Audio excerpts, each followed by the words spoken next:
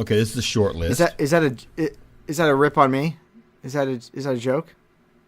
No. Why are you self-conscious? I'm not belittling you. We told him that he made cookies and lived in a tree for like 30 minutes. No, he thinks I'm talking down to him. And that's not what I'm doing. I'm going to cut this short, okay? I wish you'd grow up. I love puns. Please stand clear of the beers. Por favor, manténganse alejado de las cervezas. Welcome aboard 3 Sheets to the Mouse, your shot of bourbon in the sky. For those of you listening, this podcast contains adult humor, so earmuff your children and stay clear of the elderly. And for the comfort of others, send nudes, please. Thank you. Man, fuck that little pig. I know it sounds sorted, but you'll be rewarded when at last I am given my dues. And injustice deliciously squared, greed free.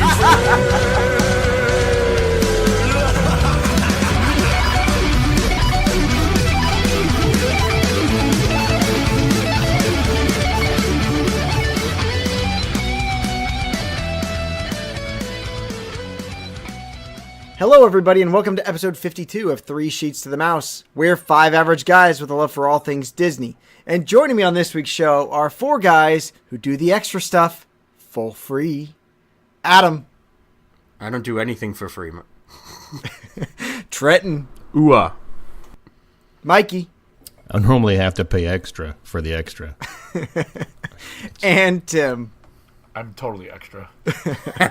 We're here to talk to you about Disney parks, Disney booze, and a little bit of debauchery in between. So sit back, relax, grab a flowery and fruity cocktail, and enjoy the adult side of Disney with 3 Sheets to the Mouse. There's no fruit in my drink, or no fruitiness. Well, I guess there is kind of. But Adam, what are you drinking tonight? Right now, as my last bottle of wine for the next 4 weeks, because I'm going dry for most of the month of February. I have an event that I'm drinking at on the 24th.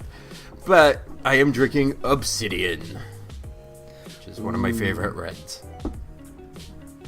Is it complex and long in the nose? It tastes good. Move on. Mikey, what do you got? Well, I've had a hell of a day today dealing with technology and internets and shit that's out of my hands, and I've just decided to say screw it if I can't fix it and move on. So I am drowning my sorrows and my woes in I'm gonna say this on air. I'm drinking some Jack Daniel's honey. Neat. Oh, I thought you were gonna tell us you're drinking rosé. So monkey shoulder. Yeah, I'm drinking the poor man's monkey shoulder.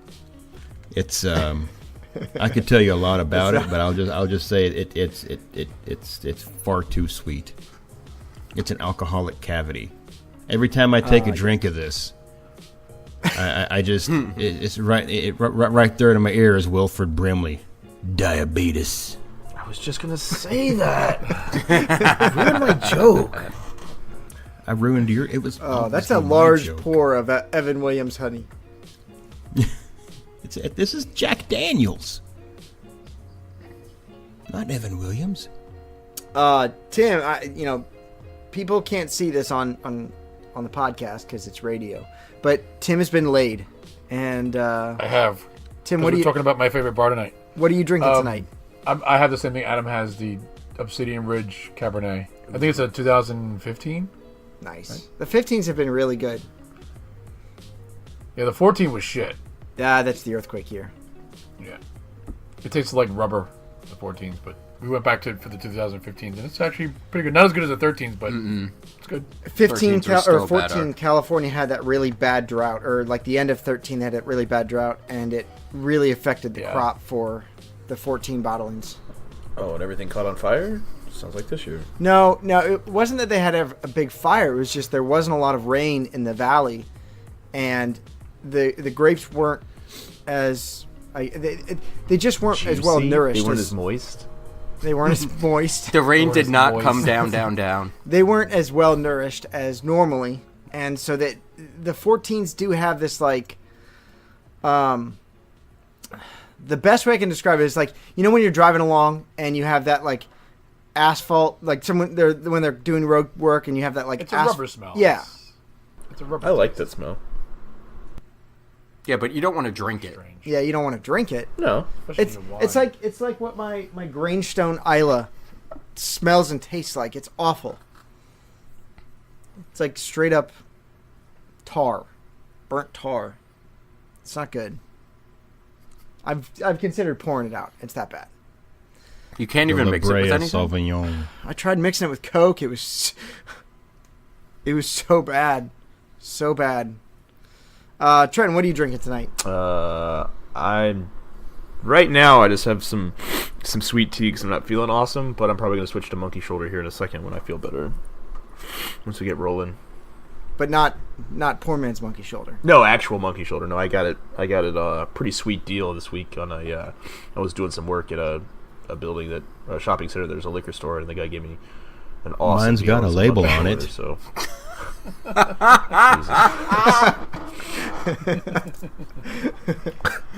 so. Jack Daniels Monkey Shoulder. That's awesome. That was Mikey, you'll have to post your Whiskey Tribe picture in the group so everyone can see what you just held up. But Trent, no, Monkey Shoulder's pretty good. You know, I may just take another picture of it. I've nearly finished my bottle. It's pretty solid. I've been enjoying it so far. But tonight I've got a bottle of Wyoming whiskey. So I normally, like you guys know, I normally drink Scotch. I just like Scotch better. But this is a bourbon that was finished in sherry casks. The master distiller there, the master blender there, personally hand selected. I think it's Jose Jimenez sherry cask from Spain, and then finished it in these sherry casks for another 8 months, and it is everything that you would expect it to be. It's sweet. It's got the plum notes from the sherry.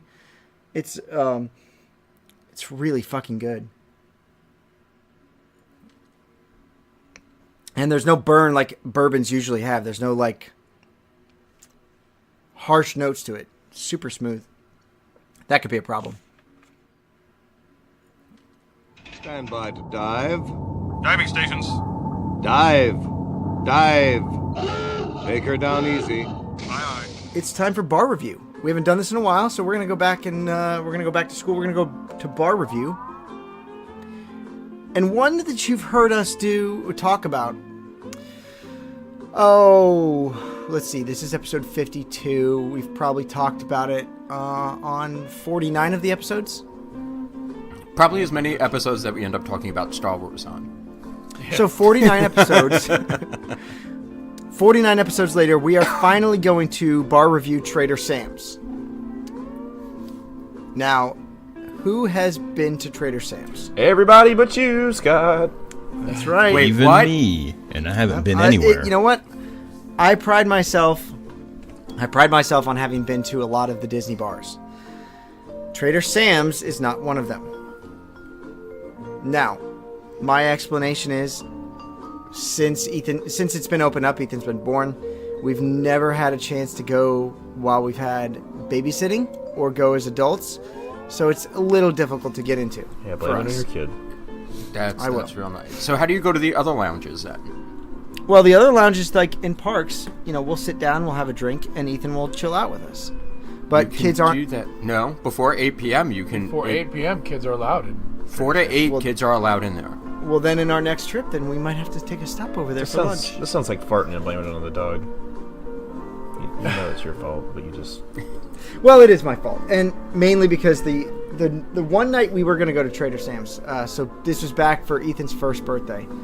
We're down in Disney. We have my in-laws, and they were gonna watch Ethan for the night while we go out with our friends. And the plan was we met up with them at Rick's Lounge at the Coronado where we were staying, and then we were going to head over to Trader Sam's. But we get a call. Ethan's sick. He's crying. He wants mom and dad. And $60 later, I have a cab ride to Walgreens to get an aspirator so I can clean out his nose. Yum. You can And just Trader get Sam's like didn't happen. a coffee stirrer or a straw. I mean, it's like siphoning gas. Oh. You just spit, don't that swallow. taste. Oh. All right, well, this has been a fun episode, guys. I'm gonna go. Yeah, so we wanted to finally review Trader Sam's. So I leave it to the four of you since you guys have been there. So let's talk first about the theming of the bar. Well, the theming of the bar is kind of a cross between Tiki Room and Jungle Cruise. Yeah, that's a good. Yeah, I like that explanation. Well, Trader Sam is from the Jungle Cruise. Mm-hmm. And it's his bar, and the fake windows, spoiler alert, What? have the I don't know what you want to call them, fake visages of her volcanoes Yeah. in them. It's like it's a TV screen that's in a shadow box, so it looks like you're looking out through the windowsill into what lies beyond that. Yeah, they have the same special effects with the lightning and the rain And the thunder. The lightning before the thunder. I knew that was coming. I knew I was just waiting for it. I expected Baby Beard to say it though. He's off. The windows, they kind of have like additional layers built up to kind of sell the effect. So it's not like you're seeing a TV screen that has like the window framing and stuff already on it. I mean, there's like the like a valance diorama and stuff like that. Yeah, so there's static elements that layer up in front of the screen. So you get that illusion of depth as you walk by and look at it. You know, it was cool. I remember. I didn't mean to hijack this from you, Tim, but I remember when we were there, I probably spent too much time trying to understand the mechanics and the hows and the engineering that went into what I was looking at, as opposed to looking at the people I was with, like my wife. Hey, some people nerd out on alcohol. Some people nerd out on sports. Mikey nerds out on mechanics. I do that all the time. Being an engineer, I do that all the time. I have to stop myself and let myself have some fun instead of trying to figure out how things are working and how they do things. Which is why I can't go into story time with Bell, because I'm still trying to figure out how the fuck they do that mirror. That mirror's so cool. So crazy. See, but if he doesn't pay attention, then I just annoy him. Well, how'd they do that? How come you can't figure out how they did that? You need to tell me how they did that. And that's when I end up drinking more. Yeah, pretty much. I don't know. I'm too drunk, Adam. Shut up. Pretty much. It's about the conversation. No, or it distracts me with something else. There's definitely a lot of black lights, and it's dark. Yes. And Stormy. yeah, it's an eclectic mix of items on the wall, and There's A lot a of lot Easter to eggs. look at. There's a lot to look at. This is a great place that if you just want to go in and see some fun stuff, and if you truly explore it, every time you're going to go in there, you're going to miss some. You're going to miss some. Or sorry, every time you're going to go in there, you're going to see something that you didn't notice before. I mean, this place it's pretty much its own attraction. It's hard to describe definitely it on the otherwise. small side, though. Oh yeah, you're going to So be waiting it's a while to packed. get it. So how many? Do you guys know how many it holds roughly? Maybe capacity? 90. Yeah, I was going to say 80. So it's a small lounge. Yeah, I think it's like 80 people. I don't think it's even 90. It's a small lounge. It holds a few more than the one in Disneyland does because the setup's different. The bar is smaller. The bar, yeah, exactly. The bar doesn't take up as much space. But when you walk in, you have the host right off to your left, and then you walk in, and then there's pretty much the main bar. You have seating on your left-hand side, and then the bar is to your right. And there's also a long table, pretty much, with bar-style seating around it in the middle of the room. Awesome. So now you guys mentioned the decor.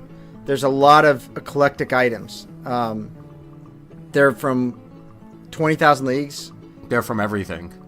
Adventurers Club. I know they brought a couple of things in there because when this was opening, I was really chubbed up about the fact that Brendan Clayla, who's the Imagineer who put this all together, she went over to the Adventurers Club, which is still there, and took stuff off the wall to bring it over to Trader Sam's. There's a lot there. Like I said, you can take some time just wandering around it and just looking at all the different artifacts, I would guess you would call them. They have a squid That's a good term. I like artifacts. Because that's what they are. It's from, things past. They're not real artifacts. They wouldn't be where they are. If they're artifacts from Disney, films or, past, like the Adventures Club and stuff, that would be an artifact. Well, some of it was built just for the Trader Sam's too. Like the goddess, I'm pretty sure. No, I thought she was from the Tiki Room. No. The goddess. I think she looks like the in the Disneyland they have the who is that? It's the Moana. No. Nefertiti. Well, she does look like Tafiti. She does look like Tafiti. Yeah, she does. But it's the Hawaiian god. The one in the Aloha show. Yes. I know what you're talking about. I can't think of what it is. It's just I'm not getting it. Sorry. Maui. No, not Maui. Diamond Head.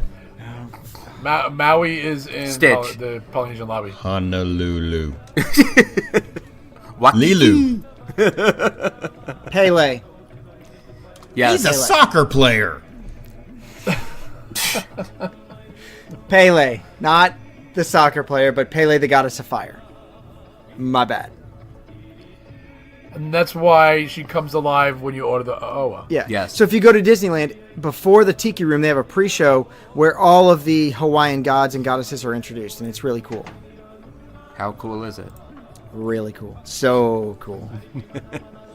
Okay, so cool. We just alluded to when you order the Oa, the goddess comes to life. Yes. I have not had the Oa. And I think this is probably one of the big draws to Trader Sam's, aside from it's almost an elite place to get into because it occupies so few, but a lot of the items that are on this menu have a sideshow that goes along with them, whether it's done by the bartending staff or it is done by just the lighting and the special effects that take place on these LCD walls, windows that you have, behind you. And I know, like I said, I've not done the OO. You guys probably have. I don't even know what the hell goes into it. Adam? Yes. Take it away, sir. Wait, give me a second. I'll actually pull up what actually goes into it. No, I mean, because you're going to look at that online and not on our actual menu, right? I don't know what you're talking about. Okay, I mean, good. this right here.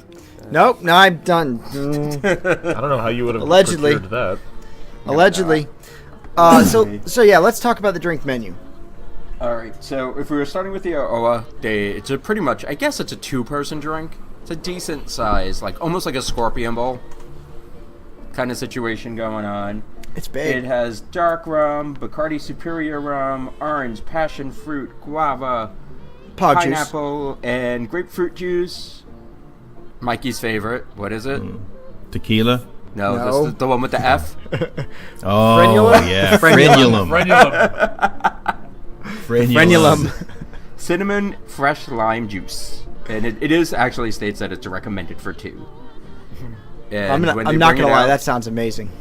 It's not my favorite. It was good. Okay. I think the cinnamon in a drink for me that was so fruity kind of was weird. Yeah, I love the idea of that. I love cinnamon a lot. But it wasn't spicy. Ginger. No, well, the cinnamon is just for the special effect of the when they throw it in the fire and it sparks up. Okay, what fire? Oh, the drink is lit on fire when they bring it to you. Mm-hmm.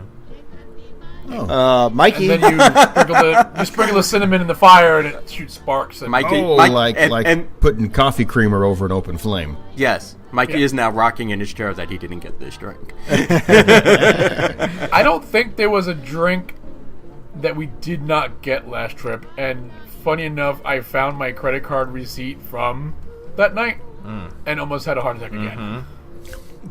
I saw this drink when I was down there in Disney. I saw a dad get this drink, and there was definitely some sacrificing taking place with the cinnamon over the flames, and then having to fight it with a damn fork or a knife or something to put it out. No, ours just went out on its own. Ours just goes out on its own. Oh no! See, I remember the bartender that brought it out actually proceeded to stab it. They were probably doing something that you didn't hear, because they will entertain the table quietly. Yeah. Well, I was sitting right next to this. And if you don't participate, they get a little angry with you. Yeah. My favorite. Maybe that's what the knife was for. It I mean, could be. I'll be honest. Yeah, that order has a history of being a little dour. Adam, what other drinks have a sideshow? Since you guys bought them all. This is the one we didn't. This is the only drink I haven't had that has a sideshow, and that's the Polynesian Pearl, because I think it's cheesy.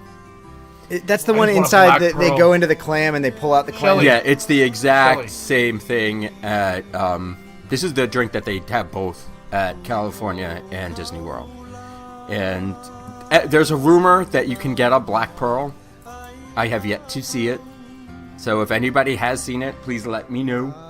A sheeter posted a picture of their Trader Sam's glasses and had one. I don't remember who it was. So if you're listening and it was you, repost that picture. And you see, the drink doesn't even sound that good to me, and that's probably another reason why I didn't order it, because it's rum chata, Grand Marnier, and cinnamon with tropical juices. Yes, that's fucking terrible. Yeah, does. I'm not a big fan of rum chata. Doesn't that already have cinnamon in it? Yes. It's just no. I don't like Rum rum chata chata. much. It's great for like a introductory drink is the best way I can put it. But yeah, no rum chata for me. Yeah, well, we did the Cinnamon Toast Crunch shots once, and that was enough for me. Yeah. Then we also have the Nautilus, the Nautili. The Nautilus. Three Sheets Navy. Yes, the Three Sheets Navy, which is, I think, actually has become my favorite drink. It's pretty good. Because it really tastes good. It's an expensive drink, though. But 'Cause it's, this is it's for two, right? It's It was recommended for Or 4, more. I believe. 4. It comes Oh. with several straws. all of which Mikey is drinking. It actually doesn't say No, I how many just- the I- recommended I- is. I didn't drink out of all of the straws. I just drank out of someone else's straw. I God, drank now out I of got to three- think about the fact that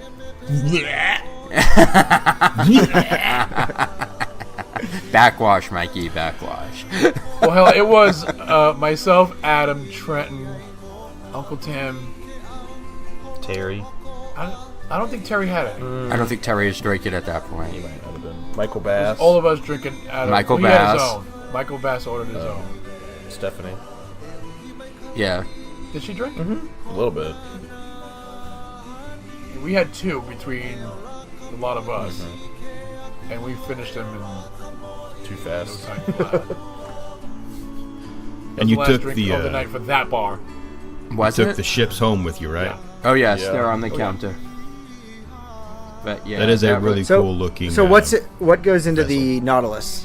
I'm gonna kill the pronunciation on some of this. It's okay. Barbuti? Yeah, no. Just no. Some sort of Pango rum. Okay. It's all right. fucking good. Okay, so it's a Bourbon Court Pango rum, Appleton State Reserve rum, Combière Crème de Pêche de Vigne, which is it's like a sweet cream liqueur, tropical juices, and that's basically pog juice. And Mikey, say it with me, frenulum. frenulum. This one looks good. I think this is one It's I a would, really good drink. I would most get if and when we do go here. The drink is expensive. Yeah, it's It's, like I 50, think, the most expensive drink on the menu. it's The drink itself is 54, like $20-something. dollars. 54 with the souvenir With mug. Yeah. the souvenir mug. yeah. $20 without it. Now, my question to you guys: if you buy the drink, if you buy the drink alone, is it served in the mug and you don't get to keep the glass, or Yes. is it Yeah. okay? Every the drinks that have a souvenir glass, so they serve it to you in the souvenir glass. If you want to buy the souvenir glass, they put it on your bill, and then when you leave, you see the hostess, and they give you a brand new glass In a box. Nice. Well, that's that's a great way to do it. Just It's a make smart sure Great way way to to do it. sell more of them, because if you're holding it and you're having a good time, and you're so you'd be more likely to to buy the souvenir cup glass. I think we Dispenser. bought the Nautilus. We bought the Oa. We have another one. We have a Krakatoa. No, but we had that. That was from the previous trip. Okay. But somebody had a Krakatoa while we were there. Tim. Me. It's his favorite. So what it was. It's my favorite. It's my favorite girly drink. So I mean, they have a huge specialty cocktail menu. It's not just like a few cocktails. That's significant. There's only 2 more I want to say that they have a show for. Uh-huh. Well, you got to say what the Nautilus does. What they did with the Nautilus. Why don't you take it away, Tim? Well, that was your Halloween costume, so you should. Yeah, pretty much. Well, they come out with like spray bottles, and sometimes they'll come out with a tube. Like an inner floaty tube. Like an inner tube, like a floaty, because it's not an inner tube. It's a floaty. It's a floaty. Duck. And with goggles, and they'll squirt the water around, and then yell dive, and you hear a submarine bell going off in the background. It's fun. Well, you get to hear the original attraction dialogue. From 20,000 Leagues. From 20,000 A Leagues. little bit. It's very hard to make out, though. Yeah, well, it's the guy going, dive, Yeah, dive. that's it. Dive. Take her down. And That was probably one of the funnest things that I saw get ordered, because that one, I mean, the whole instead of most of the stuff happening around the windows, that one it's the entire bar pretty much when he Yeah, comes the bar out and walks around. turns blue when you. And I don't know what they use for like projector lamps or something to make it look like there was water surrounding you. Is that the one when the seat at the bar sinks too? No, that's just No, random. That's just random. They do that at any given moment. Yeah, we'll get to that. I think That's- the funnest thing that I saw ordered was just a plain beer and a bottled beer. Yeah, I don't. Well, so now Yeah, and the No. the server just came and here's your beer, sir. No, that's not what happened. She actually stopped and attention please, Oh. This man traveled all the way from, asked him where he was from, to the best tiki bar, and he gets a Bud Light and just puts it down on the table and walks away. You don't go to that place and just order regular beer. No. Now, they do have beer on tap, and this is pretty cool. As they pour it, the tap lights up, and jungle drums play. I didn't see that because we never. I don't think that's there. Again, most people don't order beer there, but from what Or I'm sit reading, at the it bar, does. typically, I don't think. Yeah, the because bar is you'd have very- to be right you- there in front of the tap to know that's going on. And the bar is tiny. I Yeah. mean, I think you might have 6 or 7 seats at the bar. It's really not a big bar. It's an L-shaped bar. Yeah. The other side of the L is a service bar. You can't sit there. No, there's 2 chairs on the other side. Pretty sure it's service bar. There's a service section on the other side, but there's two chairs on that side next to the service window, and then there's about 6 chairs in the front side. So 8 instead of 7. I was pretty drunk before we got here, so. Well, yeah, because Don't ask Trenton to do any math. Yeah.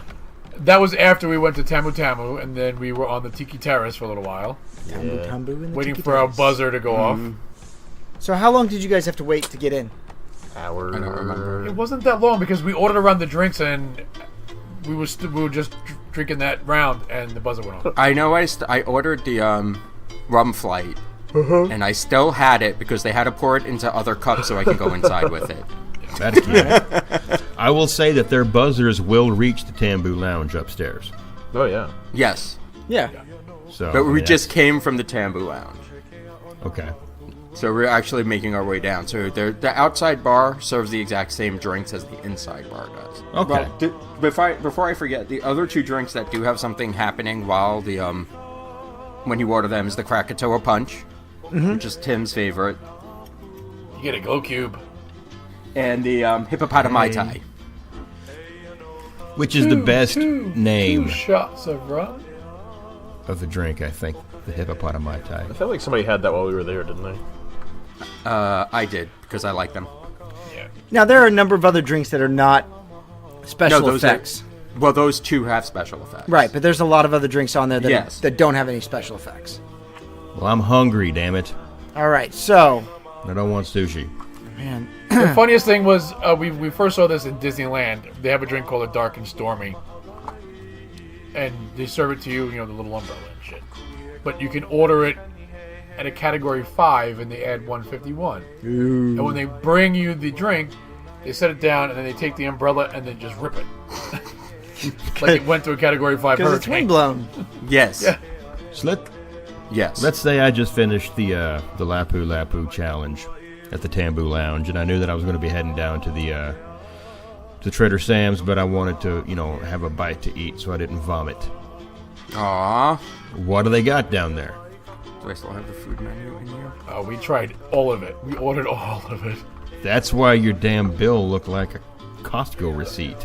It was worse than a Costco receipt. Trust me. In true alcoholic fashion, I don't have the food menu in here. Because All right, so it changes. I do. I do. Pot stickers. Yes, there's all right, so there's sushi, the Headhunter sushi roll.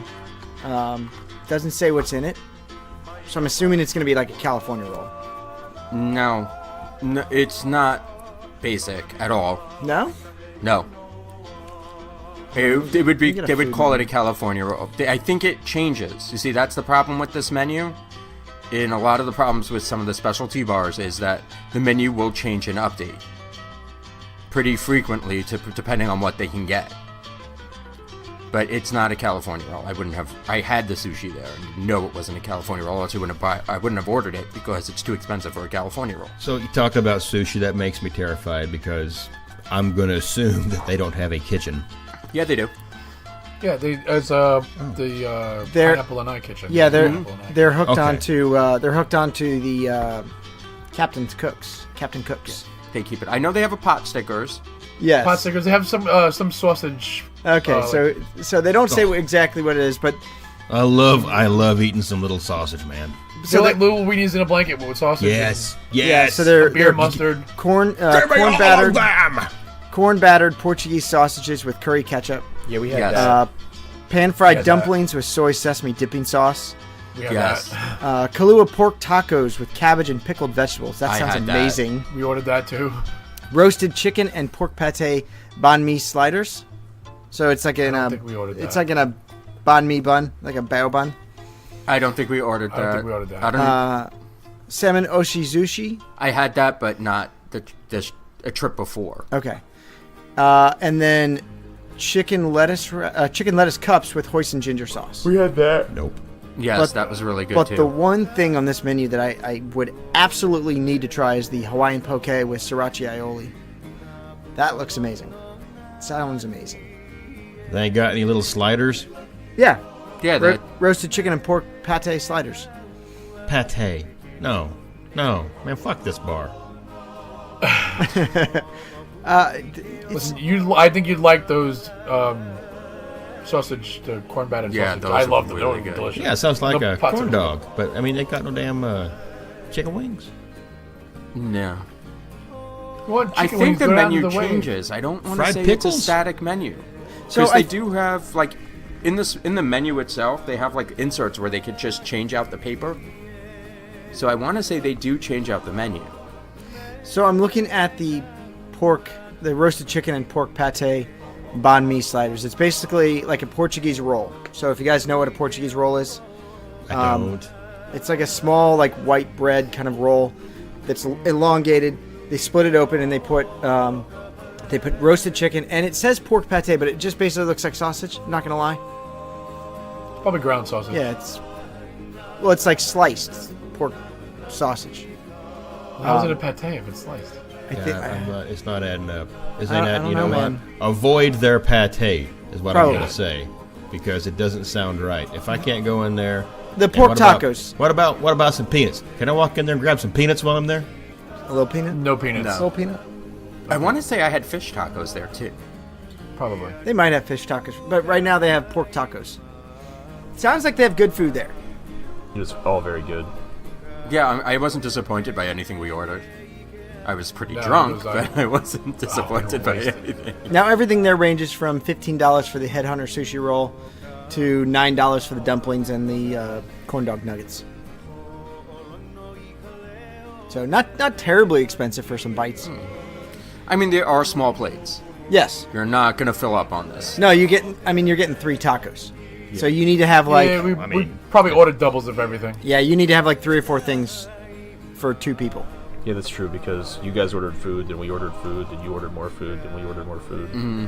Yeah, we just kept ordering. Well, stuff when until you they closed the lapu kitchen. lapu, you need something to soak up the lapu lapus. That's Yes. what I just said. We did lapu lapu lapu and then nordalai nordalai nordalai. And a bunch whole of lot of drinks in other stuff between. in between. Yeah, I don't. Threesomes are a thing, I guess. This It's always is better why- in threes. This is why Three I'm giving sheets. my liver a break this month. So all in all, what's the one thing I am missing from not going to this? Well, The All of it. The atmosphere. Probably hands down the atmosphere. best atmosphere of any bar in Disney. Yeah, so it sounds like it's something I need to do on the next trip. definitely. It's compact, and we've talked about this before when we were talking about going to La Cava. It is compact, but we're at La Cava. Nobody really associates with anybody else. That's the vibe I got there. It's like everybody was in their own group, and there was nothing to draw everybody into one conversation or one situation or anything like that. You don't have that. No, you're right. At Trader Sam's. I mean, everybody in there acts like they are regulars at this bar, and they've been coming here for a long time because everybody just seems to be having such a good damn time. Well, I have to give credit to the servers for that. Oh, yeah. Because they bring everybody in, no matter who's ordering the drink.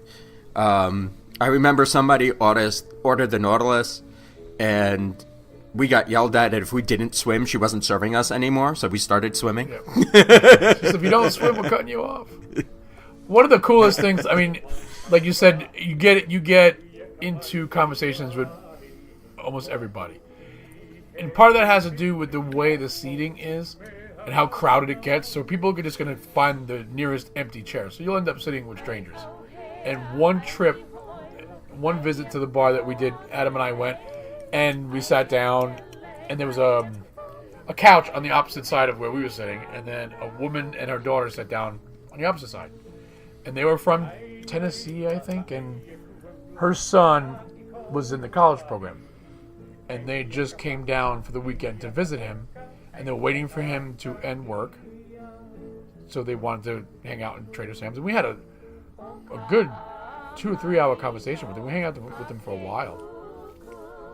It's kind of like going to Beer Garden as a party of two. Yeah. And see, but at Beer Garden, it's a little more iffy, I feel. Trader Sam's is, everybody knows, kind of has an idea of what they're getting into. And what you're there for. Yeah. Beer Garden, you can get, because I've heard a few horror stories where people have gotten sat next to people that just, it wasn't a good time. They were just there to eat, and that's it. Yeah, I mean, if you're sitting at Beer Garden with other people and they're not into the music, they're not into the atmosphere, it can get pretty dull. The only And you paid at Beer Garden. You paid for your food. So you're going to eat. If you don't like the atmosphere at Trader Sam's, you're going to walk out without ordering anything, and it's done. people we sat by at Beer Garden were nice enough, but the one lady that wanted to talk to us the whole time was fucking from Charleston, and she just wanted to talk about Charleston. I was like, this is... No. We live there. I know all the shit we're talking about. Angry Amish man. Just saying, I don't want to talk about home when I'm in Disney World. Let's So talk about Hootie the Blowfish. yeah, I've seen them more times live than I'd care to talk about. I love Hootie. I do too. So Trader Sam's is open from 4 p.m. to 8 p.m. for the whole family. So I did not know that, honestly. So maybe we'll have to do that on this next trip. Yeah, they have baby drinks too. They do. Yes. The Schweitzer Falls, right? Yeah, just Yes. for you. Sippy cups. Baby Beard calling you out. I know. Look, he looks so smug right now about it too. It's great. I guy gotta get a drinking shot in every week. You were a keyboard. The guy drinking sweet tea is calling me out. Yeah, dude. Watch my figure.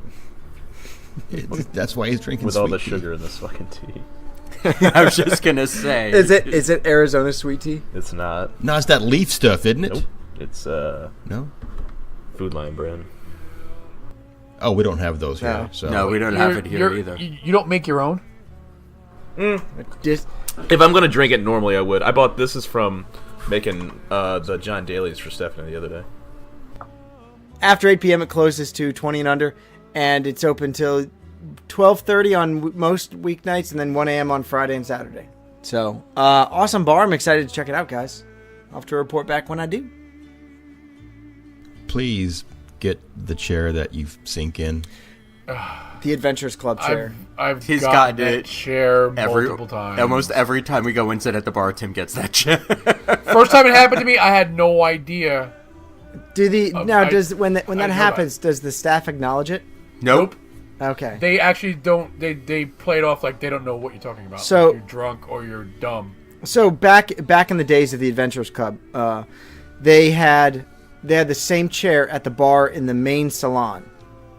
And Colonel Critchlow's Suchbench was this like puppet thing on the wall that would interact with the audience down below. And when that happened, he would remark to the person that was obviously freaked out because their chair is going up and down, and he would say things like, "Oh, if you rub it, it'll go higher. Just rub it and it'll go back up." No, they don't talk to you. They'll hand you extra straws. No. Yeah. I mean, a long straw. But one of the, I think it was in Disneyland. We were there almost all night, and the bartender was telling us a story about one time after like he broke character because it was the end of the night, and the chair, it happened like 4 times while I was there. And since one night there was a little person sitting in the chair, and he didn't want to lower the chair, but he did. And the little person just stood up. He stood on the stool. Yes. Oh God, that would have been the greatest I wanted to thing laugh, ever but I couldn't. I drink and I know things. And I was drunk when this happened, and I didn't realize it was happening. So he's asking me what's wrong, and I'm like, I don't see anything wrong. What are you talking about? The chair's on the same side. In Disneyland, it will actually go higher than normal. The ones in Walt Disney World, I don't think they do. But the one in Disneyland will go higher, and mine went higher, and I'm like looking down at the bar, I'm like, holy fuck. What kind of shrooms were in those? Seriously. But no, I'm definitely excited to check this out. So next trip we go down there, I'll have to make a point to go visit Trader Sam's. Every day, thousands of families visit one of the many prestigious Disney experiences worldwide. Everything from resorts to cruises. Sadly, some of these families are inexperienced Disney travelers and lack answers to the questions they never ask.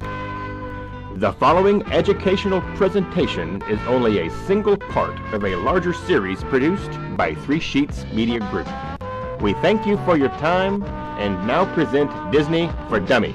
Remember, in Disney, there are no stupid questions, only those damned Brazilian tour groups. So for this week's main topic, we wanted to take a day away from the parks, or maybe not.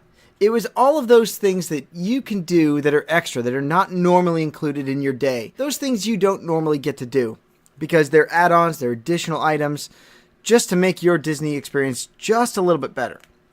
So we're each going to go around the table one by one, and we're going to talk about something that we've done and recommend to do as an extra, or something that we would love to do. Something that's offered that maybe if we tell you we think we'd love it, you might too, and you might do it on your next trip. So, Mikey, let's talk about something that you have done or would like to do. We've only been to the world twice, and ironically, we've done this both times. So he recommends it. I've done it twice in 2 different places. Whoa! All right, well. That's a different show. I know. We're not talking about those extras. Oh. Okay. Well, they offer them spas. Anyway, yeah. So under my notes for the show, my show notes just shit I've done, and I'm gonna say a lot of people don't give it that much credit, but do some putt-putt. Oh, you fucking bastard. I had that on my list too because we've done it. You can't take that away from me, guys, because it's the only fucking thing I've done. Thank God I went first. Thank God you did. Which one did you do? Winter Summerland or Fantasia Gardens? Well, on our first trip down there, we did the Winter Summerland course and we did the summer side. We gave the kids the option. They picked the summer side, and it's cool because they got all these cool sandcastles. They look like sandcastle or sand sculptures of different characters and what have you. And like any good putt-putt course, you've got a good variety of moving props on several holes. Some of them are challenging, some of them are gimmies because Disney knows you're going to be playing with kids. We did that. It was really cool. Like I said, the summer side of the course. The winter side is obviously themed like winter. Everything looks like it's covered in snow. We didn't get a chance to walk over there and look at it, but the videos and pictures I've seen, it seems really cool. I would have chosen that, but again, I left it up to my kids, and they wanted to do the summer one because we're in Florida, and I was like, that's why you do the winter one. But my favorite part of that particular course on the 18th hole, because all the courses are 18 holes. The final hole, I remember we had to putt up at this ramp and ramp over a train that was going around a Christmas tree. Oh, that's cool. And when you finish that, there's this. Maybe it's an animatronic. I don't think. All I really remember about the final hole is that there's like a circa 1998 model desktop PC where Santa's sending an email or something, and I mean, and it looks like it's from 1998. The monitor is so huge, and it's not even white anymore. It's like it's gone yellow because it was kept in an office under fluorescent lamps, and they didn't have a no smoking policy. And the screen is all so faded out, like someone's had like a magnet put to the side of it for so long. I loved that because that took me back to my youth. But this last time we go down there, and we did the Fantasia Gardens, because I wanted to do a different one. We did the Fantasia side. Fantasia Gardens has two courses. One is themed after the Fantasia cartoon, and the other one is called Fantasia Fairways, and it's actually, it looks like a scaled-down, honest-to-God golf course. It's literally a mini golf course. Yeah. It's called mini golf. Sand traps and water. It's really cool. It's fun. No, the fairways looks like a manicured golf course, like a PGA quality golf course, but you shrunk it down. Or like if you were a big ass giant and you wanted to play golf on a full size course, that's what it'd be like. It's supposed to be really challenging. So we did the Fantasia side. And, it's bright and it's colorful. It's got all this whimsical stuff. It's got a lot of interactive stuff. That's what we did. We did both of those. We did Winter Summerland. We did Fantasia Gardens. I enjoyed Fantasia more than Summerland, and I think it's just because it had a tie-in to an actual Disney franchise, I guess, an IP. And it really was... It was almost like walking, and this isn't a Disney movie, but almost like walking through it's like if Willy Wonka made a putt-putt course. Yeah, it was just because of it was definitely all the really bright cool. colors. It looks like paint's just spilling and running down. I mean, it's really cool. I want to try Fantasia Fairway because it's more challenging with no moving hippos or spitting fish or anything like that. So we've done the Fantasia Gardens. I really like that one a lot, Mikey. I do think that is a great family golf course where you can go there and kind of just play with your family and have fun in a Disney environment. Yeah, because I think that one's by the Swan. Yes. And Winter Summerland is by is it Blizzard Beach or Typhoon Lagoon? Blizzard Beach. Okay. So definitely worth doing. We go as a group because let's be honest, it's like usually it's like $14 for adults, and Disney considers an adult anybody 10 and above. Right. So it's like $14 a head to go play this. But the last couple times we've done it in our Magic Your Way mailer that they send out to you, when you get the Magic Your Way package, you get 2 free vouchers. Yes, you do. So, my wife doesn't play, and we got 2 vouchers, so we're only really having to pay for 2 people to play. And that's what we did this last time. I will say this, that the voucher does have a cutoff time.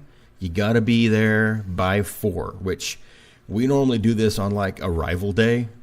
and it's really tough to get there by 4. Like, I think both times we've gotten there at like 3:50 or 3:52, and odds are if you get there and they're not busy and you're close to 4, they're probably going to let it slide. Yeah. Matter of fact, when we went this last time, I know a lot of our listeners and Facebook group members remember me going on about the hurricane and that, because it hit Florida, we lost our campsite and we had to cancel our whole thing and stay off property. Well, this all happened after we'd already got our vouchers. So technically those vouchers would have been tied to our resort stay. And I was kind of wondering if they were still going to take them or whatever, because they do have a barcode that potentially could be scanned. But, man, we just gave the guy the vouchers, and he took them, put them in the till, and then showed us his balls. Nice. Did you whack Definitely him something I around would some? recommend. Definitely something I would recommend. So, Trenton, what one thing, or what's something you would recommend? So recommending is hard because we really haven't done anything extra. We always spend our times in the parks, and we never want to spend money on extra stuff. So I'm going to talk about stuff that I want to do. Okay. So I know in April, me, Brant, Sydney, and Stephanie are all doing the Caring for Giants tour in Animal Kingdom. So it's a 60-minute tour. You get to talk to like the animals or the elephant specialists. You get to go back. You're about 80 to 100 feet away from the elephants the whole time. It's more just a closer look from a different perspective at the elephants on the Kilimanjaro safaris. And it's actually only $30 per person for a whole extra, pretty much private tour. I mean, there's other people on it with you, but Stephanie loves elephants, Brant and Sydney love elephants, I love elephants.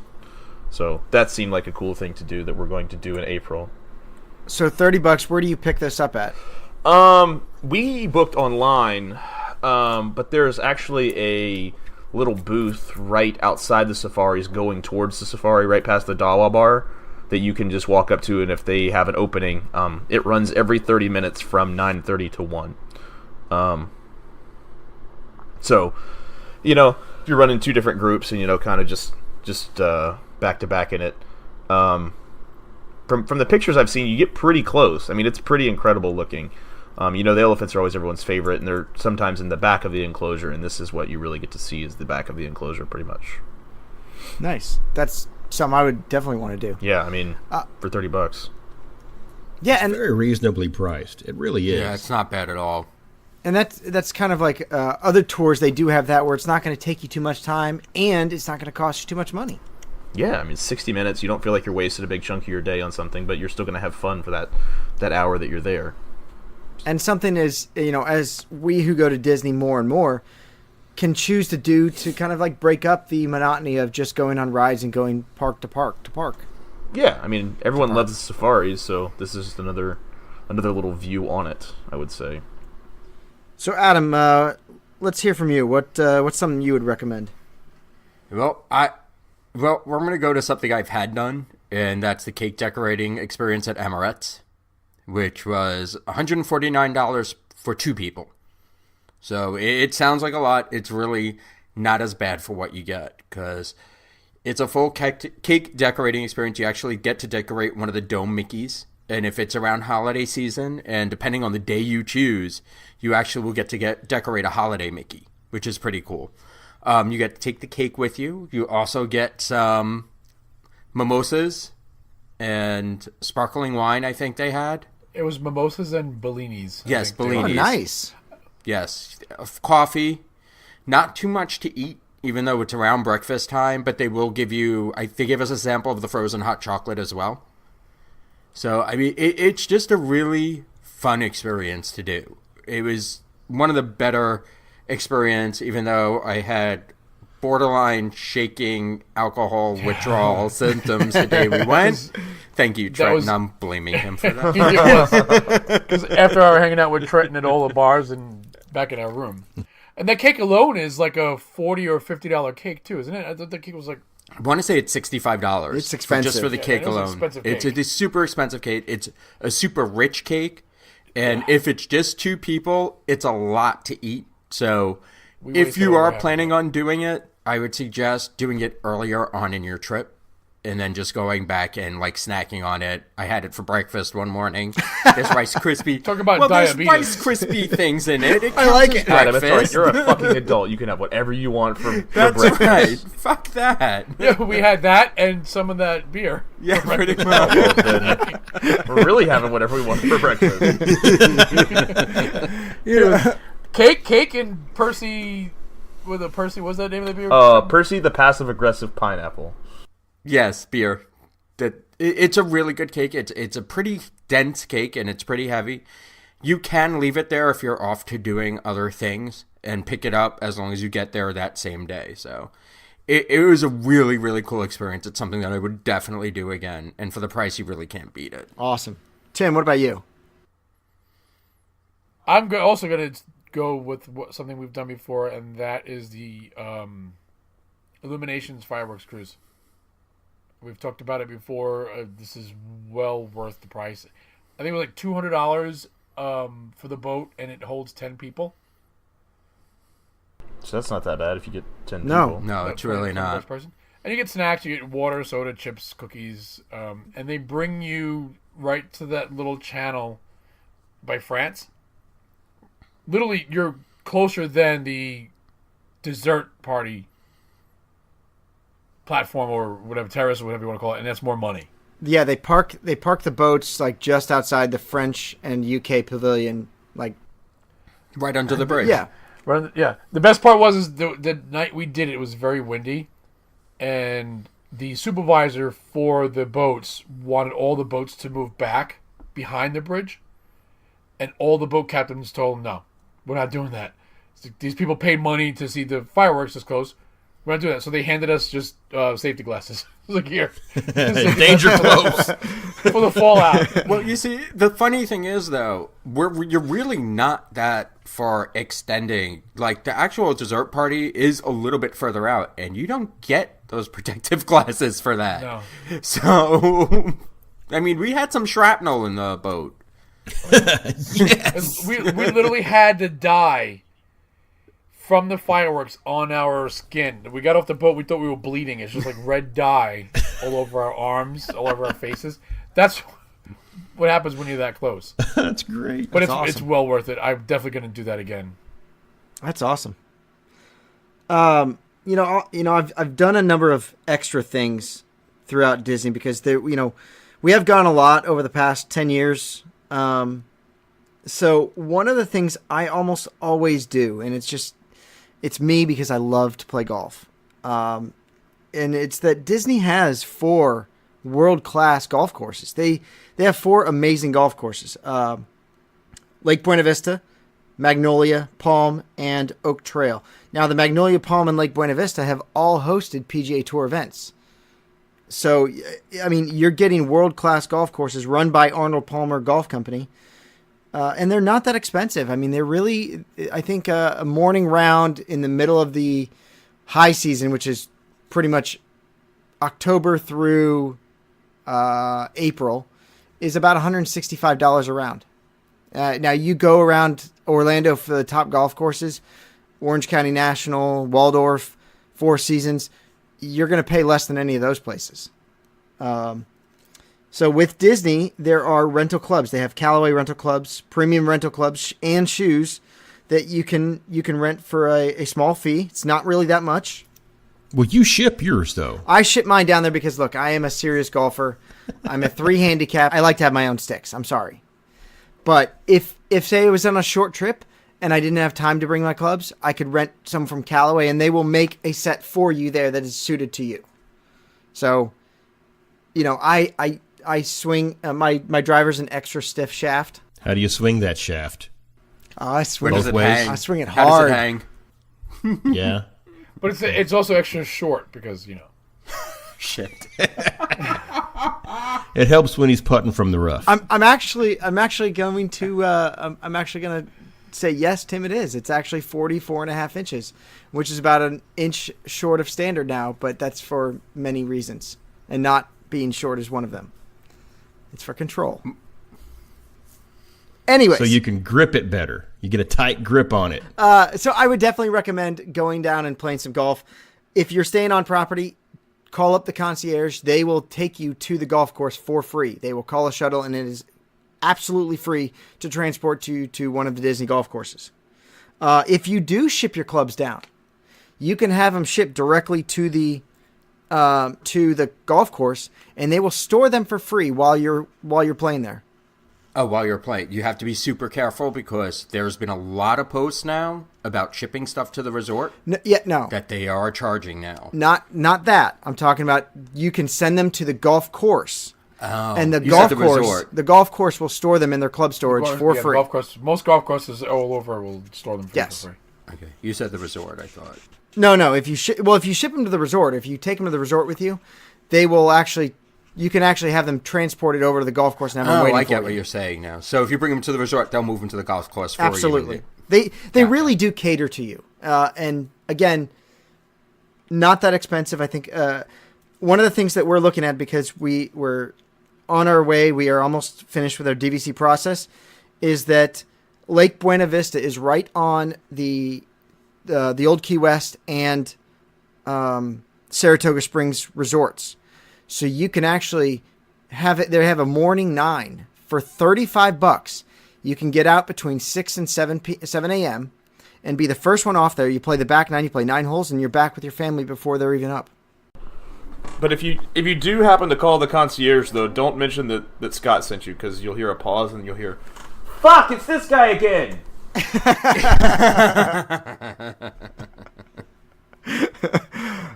You know what? Disney service is world class, and I cannot say anything bad about anyone on property. I've never had a bad experience with any Disney cast member. All right, so Mikey, let's kind of, we're about an hour into this, so let's rapid fire some things that you want to do. You know what? This goes a lot like yours with your golfing. One of the things that I really want to do is I want to go on one of their fishing excursions. I looked at it, and they offer them for like groups or for singles, and I do enjoy fishing, and part of me is like, man, I could just get out there like the single cruise. You get on an actual bass boat, and they a motorboat all the way down the Bay Lake or Seven Seas Lagoon or whatever, get you out there. But son of a bitch, that's $170 for one guy. Now, if you get for $270, it's expensive. 5 people can get 2 hours on a pontoon boat out there, and they'll still. It's a much more leisurely pace, but you get to go to all those little islands and what have you all around there, and you get either excursion. You get like snacks and drinks, non-alcoholic. They don't let you get boozed up out there on the lake.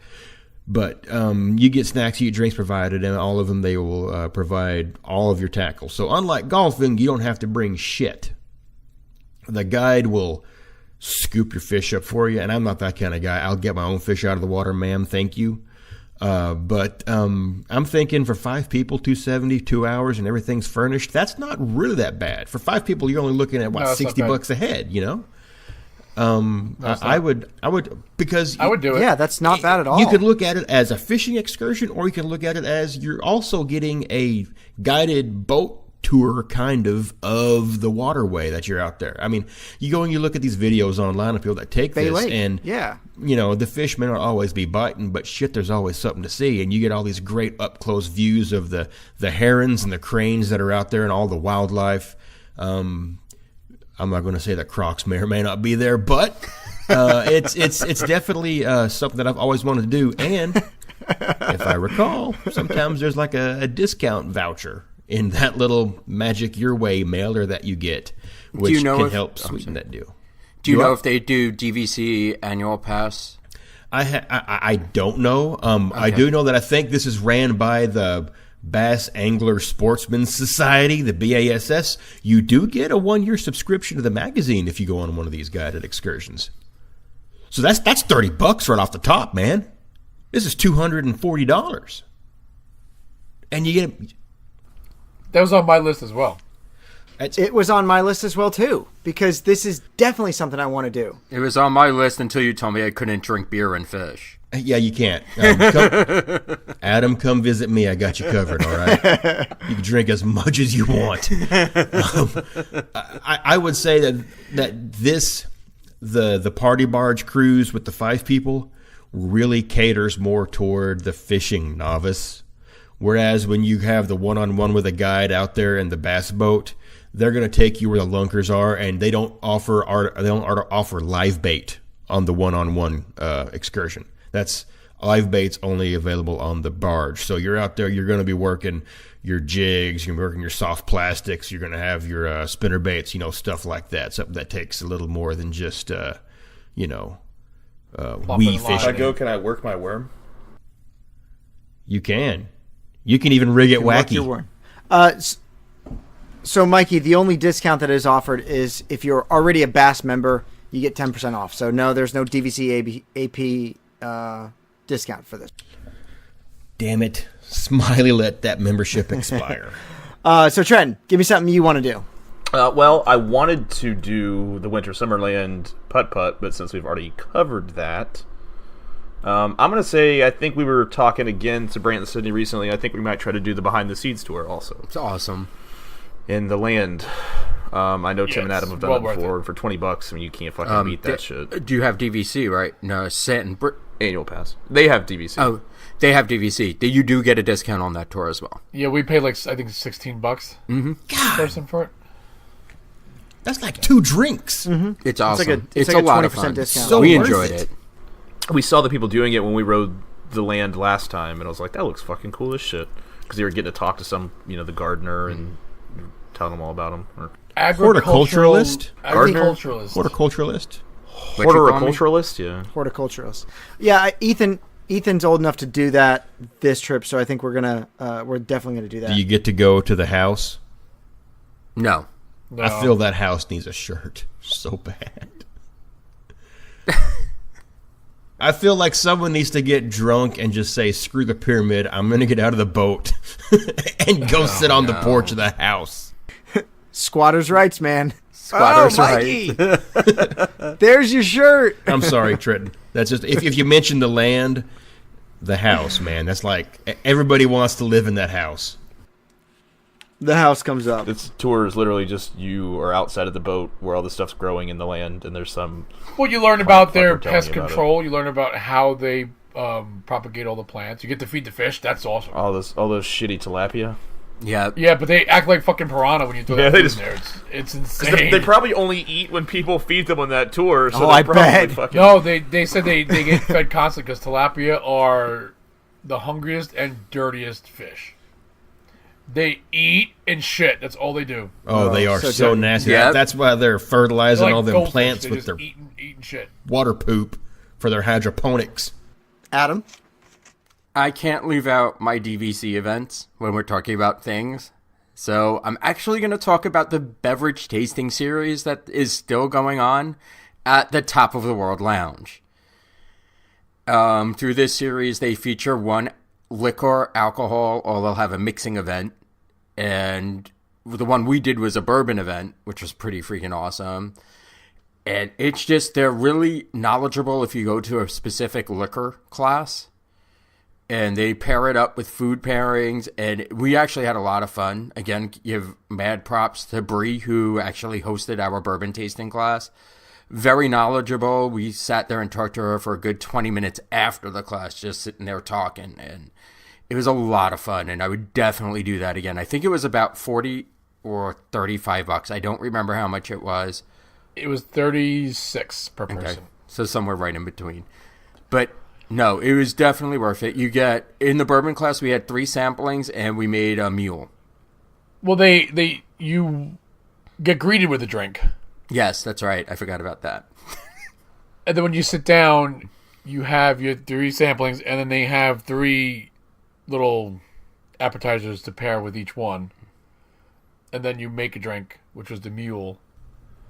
The Kentucky mule. Okay, I was going to ask. Wait. Mule? Okay. Yeah, it was made with bourbon. It was Kentucky really mule. good. It's really good. And I want to say the drink that we had when we first walked in was a Manhattan. Yes, it was Manhattan with the Luxor full cherry. Sardo cherries, man. Yeah, the Luxor Okay, cherry. so let me process this. I'm sorry, Scott. I'm just trying because I don't do this kind of thing, and I'm new to drinking. You walk in and you get a Manhattan, then you get like a bourbon flight. Yes, but it's probably not as tall of a pour as a real flight is. It's about a half an ounce. No, they were maybe about an ounce, probably an ounce pours. Half ounce each pour, okay. And then you finish off with another mixed drink. And there are snack foods. You said appetizers, finger foods, okay. It's finger food. It's really, you're looking at maybe It was literally tuna tartare and a cracker. One of them. So good. Yeah. Candy bacon. I think Disney might be losing money on this. Probably. No, because the markup on alcohol is ridiculous. First of all, the drink that you got, the Manhattan that you're graded, is it a full size Manhattan? Yes, it is. It's a full drink. Manhattan.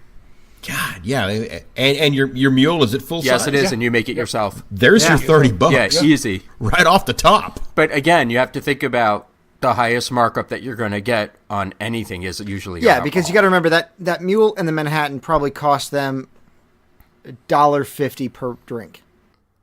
If that. I'm just thinking, if someone's wanting to try to hack the system and get a free ounce and a half of bourbon, that's the way to go. And snacks. This is how you do it. Tuesdays and Thursdays. Because, and you have to be a DVC member. Well, or guest do you have to know someone that's a DVC member? That would work too. Yeah, because we brought Kate and Marshall. I know a few people. Look at Mikey's face smile all of a sudden. I know a couple guys. Well, I think they did the mixed drink one. I think the Nam Dukes did the mixed drink. But again, you have to be a DVC member. Or guest. And you have to be with Disney. You can't book this if you didn't buy your package from Disney. So no DVC rentals or third party or anything. No resale. Yeah. So. You have to have your card. Yes, that is true. You have to be a DVC direct through Disney for this. And yes. It became so popular that they keep extending it. It is now extended through, I want to say, May or June. Tim. One of the things that I want to do, I'm a geek. I love trains, so I want to do the Magic Behind Our Steam Trains tour. Oh, yes. It's a 3-hour tour. It's $54 per person. It's how much per person? 54. 50. That's a specific number. It is a specific number. It's at 7:30 in the morning. You get... Oh, God. Why? Yeah, you just lost Trenton. I mean, he doesn't care about getting in there before park opens. I know, he doesn't want to be up before the sun rises. Wait, okay, so you get in there before the park opens? Granted, it doesn't matter because you're still doing it when the park opens, but you get backstage?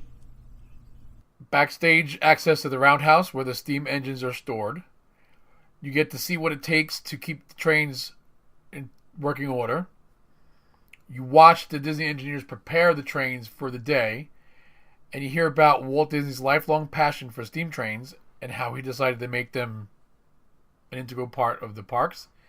And then you get to take a ride on the train. That made my list of things to do because you're right. It's really cool to see how they upkeep the trains, how they work, where they store them. Absolutely, definitely a thing to do in the next few years. I want to say it's a relatively new tour as well. I think they just recently started offering this one. DVC, AP, and Disney Visa card holders and AAA members, AAA members get 15% discount. I didn't realize there were so many Visa card things. I mean, I have it, but I thought it was only the meet and greets. It's no, there's a lot. If you have a Chase Disney Visa card, and it does not have to be a credit card, you can get a lot of these discounts. Yeah, but I also heard that sometimes, depending on the event or whatever it is, the debit cards are shut out. Yes, they are for like the special events, like during Food and Wine, when like the event you guys went to with where Tim fangirled over Art Smith. No, that was anybody can pay Yeah, for. but Anybody You just gotta pay there's for a it. discount for Disney Chase card holders, but it's only for the credit card holders, not the Yes. debit card. So for a list of all the perks, head over to www.disneydebit.com for the debit card and disneyrewards.com for the Disney credit card. Something else I've done, I haven't done, but I've sent my wife away to do, is the spa days. Spa days at the Grand Flow and Saratoga Springs at Senses, but also over at the Swan and Dolphin they have the Mandara Spa. Now, generally, there's no discount that Swan and Dolphin is cheaper or anything like that. They're just different experiences. The Mandara Spa at Swan and Dolphin is more Balinese style, and then Senses is more of like a resort retreat. Couple things that I've sent Andrea for. Mani-pedi at Senses is 80 minutes long. It's $95 and then plus tip after that. But it's 80 minutes, and apparently they work your hands and feet like nobody's business. Happy ending? It's the hands and the feet. God. I mean, they just like the digits. Yeah. The massage package there, it starts at $135 for a 50-minute massage. That's not terrible. I mean, it's not the worst price, but it is definitely more expensive than you would go to a chain massage place like Elements or Massage Envy. Mandara Spa, it's $105 for the mani-pedi and then $140 for the massage. I mean, they have a number of packages at both places that range anywhere from $95 for mani-pedi to $450 for like a 5-hour experience at the spa. And they do everything from massage, nails, hair, makeup, everything there. So definitely recommend sending your wife down to the spa for a day or for an hour at least. While you go play golf. Yeah, that's how it happened. Or after you go play golf. Well, I would set it up for her to go at like 10 o'clock. Well, you're going fishing. Yeah. If you wanna go off and go fishing and you gotta send the lady to do something, spa's a good recommendation. Mikey, anything else you would recommend or you want to do? Let me tell you something I thought I wanted to do until I looked it up a little deeper. And so this is something that I probably wouldn't recommend. Granted, that said, I didn't do it, so I have no first-hand experience on not recommending this. I'm just saying, do your research. Well, just do your research, because if you just go by the list of... Because I didn't know this thing even exists. There's a ton of extra shit you can do while you're on a Disney trip. And, Fort Wilderness is full of a lot of cool stuff. Short of, fishing off the dock or riding horses, horse-drawn carriages, all that kind of stuff. I saw something that was just simply called the Wilderness Back Trail Adventure. Oh, I saw this. It's called the Wilderness Back Trail Adventure, which looks cool on the sign, okay? Because it involves a Segway. And I'm a 39-year-old man. I still want to ride a Segway. Just because. So I thought, well, shit. Back in my mind, I'm thinking this is like one of those excursions in Hawaii where you get to ride the Segway through the Kailua Ranch where they filmed Jurassic Park and you get to see all that cool shit. No. But I'm thinking, okay, this is still through the Wilderness Back Trail. So these Segways, I looked at the pictures, they got them big knobby off-road tires. So this should be... No, not really. The Segways have their own paved trail system. And I watched the video, and it is disappointing. It's $90 per person. Looks like it might go for an hour or just more than an hour because there's groups. And it goes from Fort Wilderness up to Wilderness Lodge and then back. So you're covering some ground. Wow. And you go along. I guess that's Bay Lake. That's right. Yes, Bay Lake. Yeah. And you do stop for a photo op, but honest to God, I've got better photo ops down here at my pond in Greenwood, Arkansas. Because if you get to take a photo at Bay Lake, you want to see the Magic Kingdom in the background, or the Contemporary, or or towers or something. This just looks like you took a picture in front of a pond. It's all it looks like. And the guide, it says that you got a funny guide, and they talk to you, they communicate with you through your earpiece. So you have to wear a helmet, and I'm assuming there's like an earpiece thing that they're talking to you on. But the videos I saw, nobody really looked like they were having a good time. It was literally just a single file line of a bunch of old people playing Follow the Leader on Upright Rascals. With those big foam bicycle helmets on that nobody wanted to wear when they were a kid, and your parents made you wear that big doofy looking shit. Oh yeah, full blown. Yeah, they were Lance Armstronging it up. Listen, I grew up in the 70s. They didn't make us wear helmets in the 70s, so. And the video I watched, they got. I mean, granted, it was just a 20-minute video, but I spent 20 minutes watching. They went off road for 90 seconds, and they were only 20 feet from the actual pavement because that's where their second security handler was located. I expected more from this. I really expected more Disney. You're going to call it a back trail adventure. There should be a minimal amount of pavement. I'm okay with crushed shale. I'm okay with dirt. But damn it, you don't feel like you're on any back trail. You feel like you're riding around the walking path at your local park for however long it is. And knowing that it's all pretty much paved and it's so watered down, I don't see it being worth $90. So this is more something this is more like your caution and word to the wise. Be careful and do your research. Yeah. I'm saying I didn't look at, because like I said, this is something I thought I wanted to do, and I sat down to take notes on it, and I watched the videos, and some of the people, on like whatever TripAdvisor say this is well worth the money. For what I was watching for $90, I didn't feel like I was going to gain anything. Even if they were talking to you in your earpiece, you're on a sidewalk with trees on both sides. There is absolutely nothing that needs, describing. So it's not like Behind the Scenes. And to be quite honest, after hearing the rest of these guys, this is a freaking ripoff. I don't get any booze, no titties. Nope. I'm done. I don't need this. So, and now if anybody has done it, and maybe I'm mistaken, because like I said, I only watched I watched 2 videos and both of them looked identical. Drop me a line, send me an email, tell me that I'm wrong, tell me why it's better, and I will redact this on a future episode. But from what I can tell, even the act of riding the Segway doesn't look enjoyable because you got these knobby ass tires you can't take advantage of. So Mikey, in doing your research, you did come across some other things to do at Fort Wilderness. Would you recommend the carriage rides for $55 for up to 4 people? I would. Okay. Because that's something I had.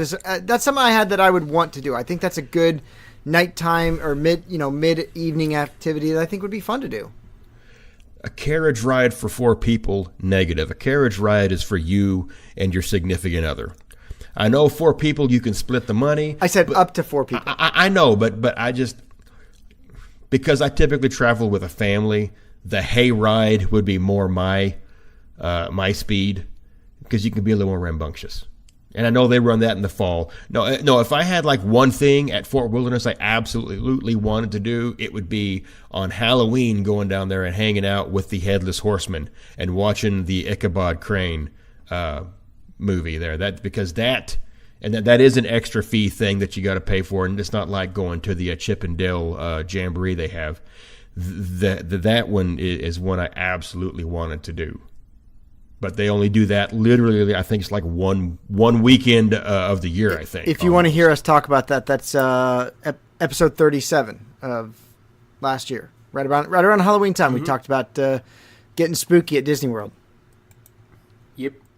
So Trenton, give us something that you have done, will do, or recommend doing. Okay, something else. So I keep going back to Animal Kingdom. I think the Wild Africa Trek would be really cool too. I've never done it, but it looks cool as shit. You get to walk right over all the crocodiles and the hippos, and you get to walk on those rickety old in quotes bridges that you feel like you're gonna snap through a board at any moment, like you're in an action adventure movie, but really it's probably really safe and well engineered. But And I don't know the price on that. I didn't actually look up the price on it. That's on my list as well. It looks really cool. The Wild Africa Trek is $189 through $249 per person. Now, you do get food on this. Yes. And a water bottle. Breakfast or lunch, depending on when. Served in I tippets. think I knew that, yeah. And a water bottle. Ooh. and a fancy little vest. But you got to give that back. But you have to return the You get vest. to keep the water bottle because lips. Not if I run real fast. It's got a dye pack in it. Adam, what else you have on your list of to do or have done? I actually haven't done, and I keep on wanting to do, and I keep on saying it's too damn expensive and it's not worth the time. Keys to the Kingdom tour. It's $100. Hey, there are discounts available. Lunch is included. And I want to see the Utilidors. There's a bunch on this thing that I really, really want to do, and I still have not yet pulled the trigger on it to actually go see it. I know a bunch of people have done it. Everybody who's seen it has really enjoyed it, but I just can't figure out either a time frame to do it because it takes up a good 5 hours, and it's a rough call, but I really do want to do this tour. So, Tim, what about you? Yeah, that was on my list too, but one of the other things that I want to do is the Walt Disney Marceline to Magic Kingdom tour. And it's $49 per person. It's a behind-the-scenes glimpse into some of the secrets behind the magic. You get to learn little-known facts about Walt's upbringing in Marceline, as well as insider info about the design and operation of several classic attractions. That one sounded a lot of fun. It's not that expensive, and it's not that long. It's a 3-hour walking tour. Right, but it's not that long as it's not going to take up your entire day, but it's for $50 for a 3-hour tour? Yeah, that's not bad for 3 hours. Yeah, not bad at all. Because the one walking tour I did have on my list. And that is also only available for teens and adults, so children can't not go. Yeah, that's the same one here.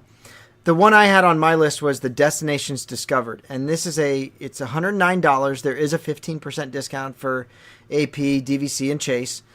It's a 5-hour guided walking tour around World Showcase with a guide. You hit every single World Showcase pavilion. You learn the ins and outs of it, learn the design, learn the little hidden features of it.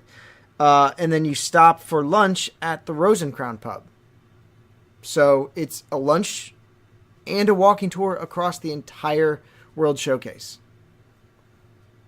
So that's something I would love to do. That is definitely an adult-only trip or an adult and older kids trip. Yeah, definitely. That does sound fun, though. I know it's $109 per so. person, but if you take the 15% discount, I mean, it's just about $89. That's not terrible. And that's including lunch? That includes your lunch, yeah. Yes. Oh, wow. I mean, shit. Lunch is going to be around $35 alone. Now, it does not include any alcohol that you buy, but during the walking tour, you can actually, you can actually stop and check out all the pavilions. Like, you get to go to each one and learn about them. So, thought that'd be cool.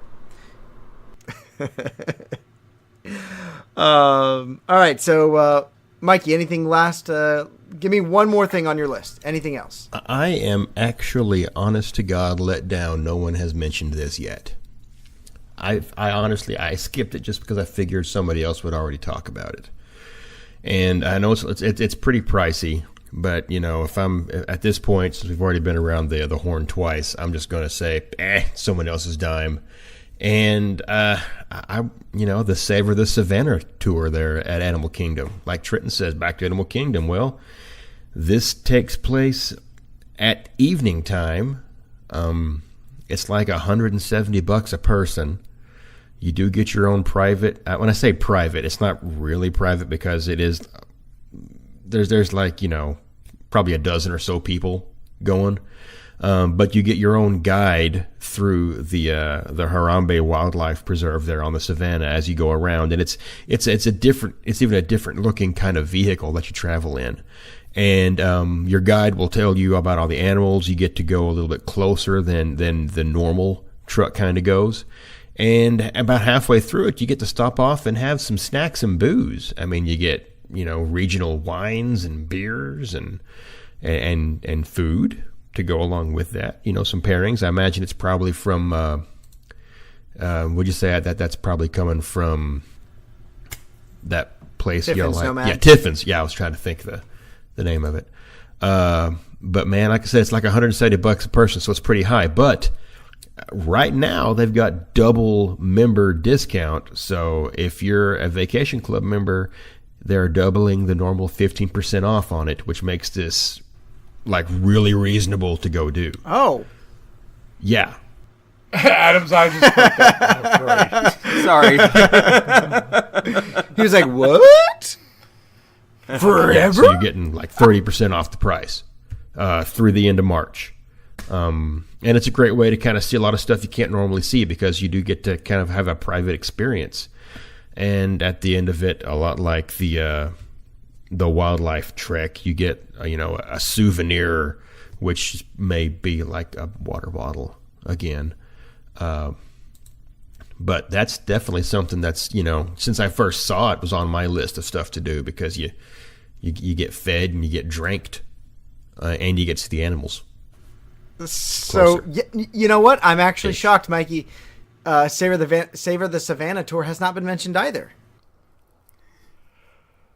I just found it too expensive. It's very expensive. It keeps making our long list, but it's just too expensive. Same thing with my next one too is really too expensive, but I do. I know I have one on mine too that I will never be able to afford, but I. And again, this is totally a tour where I don't think kids would enjoy this. No, it's not meant for kids. They're not getting any. Even though beer, it's that's anyway. for sure. Yes. No, they're not. So Trent, do you have some one last thing that you would definitely want to do on any of these extras? Yeah, it's the where you get a private guide in Animal Kingdom and get to go on all the rides you get to go to the front of the line on every ride in Animal Kingdom. It's like $400 a person or something like that. Yeah. Oh, a plaid. You want to hire a plaid? Like VIP. Trent hires a plaid. Yeah. Hey, we had a plaid as a friend for a few take us hours around Animal Kingdom, and it was pretty. I mean, cool. I would never be able to afford it, but I think that you get dinner and you get drinks and whatever you want, and you get to the front of every ride you want to go on in Animal Kingdom. So how much is it? I want to say it's almost $300 a person. A plaid would be per hour. Well, no, this is like just an particular Animal thing. Kingdom thing. It's not just hiring a plaid for the day. It's just something totally. So is this a group thing where you have to have like X amount of people in the group? I think so, yes. Or you get paired with random people? I don't think so. I think it's just your group. Ultimate Nights Adventure VIP tour at Animal Kingdom. I bet you get really great seating for Rivers of Light too. Yeah. All right, so it's $249 a person.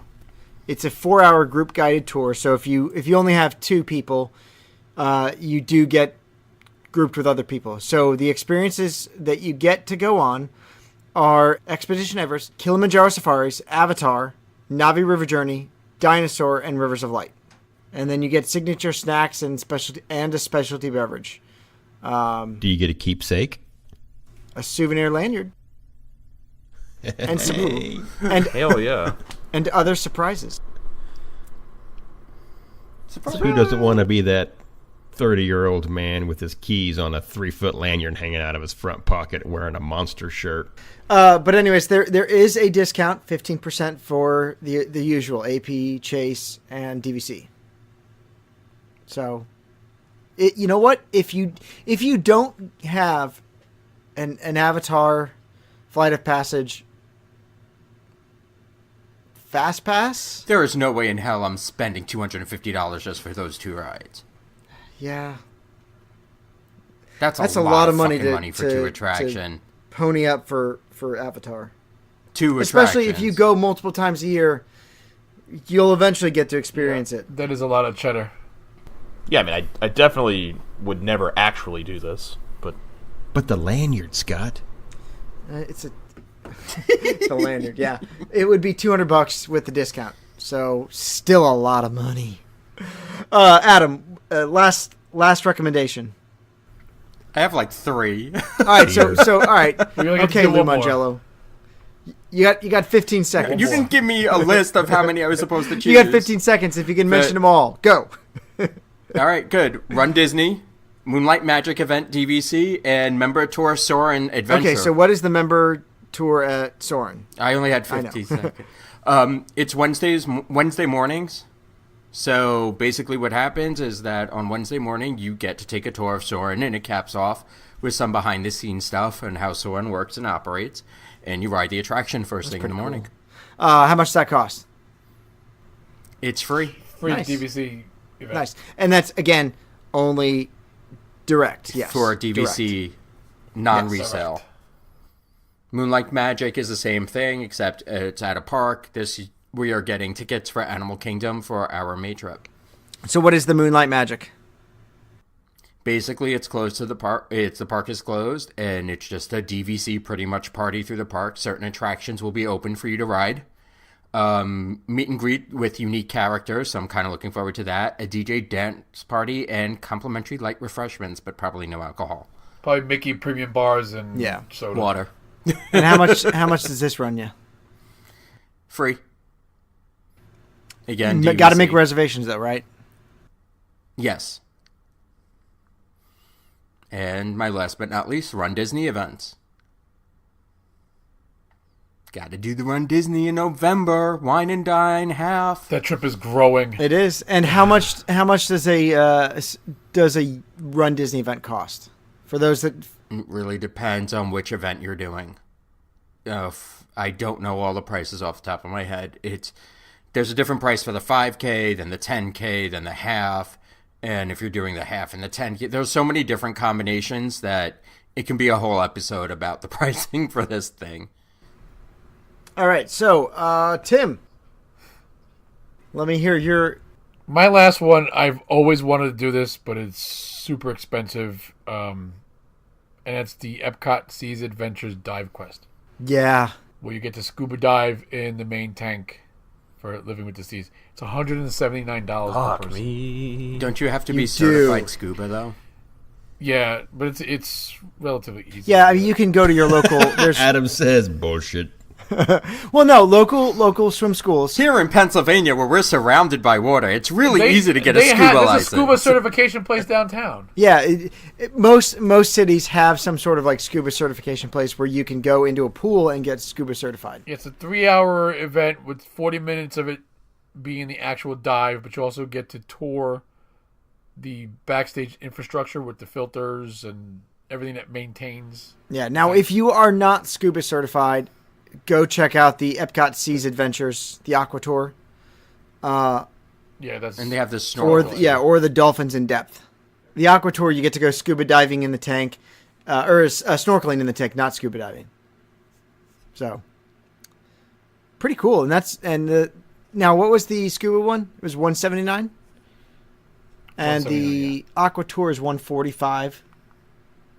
So $30 for oxygen. Well, is there a tour that takes you behind the scenes but doesn't necessarily have to get in the water? no. Wait. No. No. Well, no, because the Dolphins in Depth, you do get in the water with the dolphins. Yeah, but I'm not good with the face mask thing. So the Dolphins in Death would be the only one that Yeah, I you would don't be have to able get do a that. face mask for this one. You put on a wetsuit and you get to pet a dolphin and see how smooth it is. Feels like a Dolphin catfish. I'm just saying. To anybody that wants to go pet a dolphin, it's a fucking catfish. If you just want to feel one, go catch a catfish. And that's exactly what a dolphin feels like. A big catfish that has a brain and is judging you while it swims by with its belly up. Catfish have brains. Yes, yeah, but I mean they don't have the same level of cognizance that a dolphin has. Oh, definitely not. Yes. Carry on. So yeah, there are plenty of adventures at the Seas Pavilion that you don't have to be scuba certified, but you're getting in the water. So the last one that I have, well, the last couple that I have mentioned, Jico Wine. Wait, you made fun of me because I had more than one I have left. a long list. How are you getting away with that? All right.